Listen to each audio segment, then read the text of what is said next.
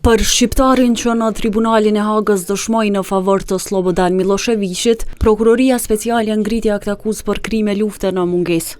Muharrem Ibraj, sipas aktakuzës së siguruar nga televizioni, akuzohet se gjatë 1998-s në Osek Hyl të Gjakovës me baban dhe vëllain e tij dhunuan nën kërcënimin e armës një person.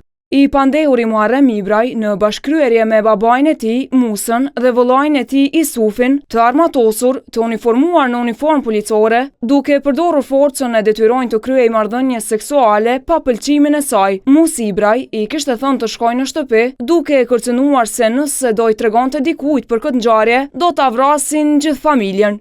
Sipas dosjes, Ibraj akuzohet se më 28 shkurt të 1998-s mori pjesë direkt në vrasjen dhe keqtrajtimin e civilëve në Osek Hyl të Gjakovës.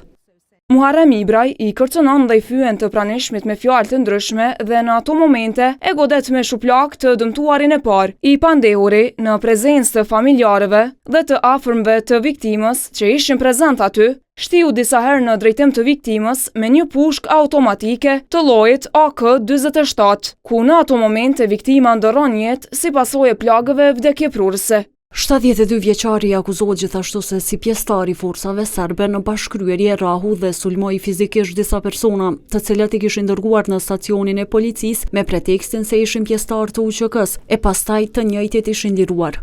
Muharrem Ibraj, që nga përfundimi i luftës u arretes në Serbi, ku edhe jeton aktualisht.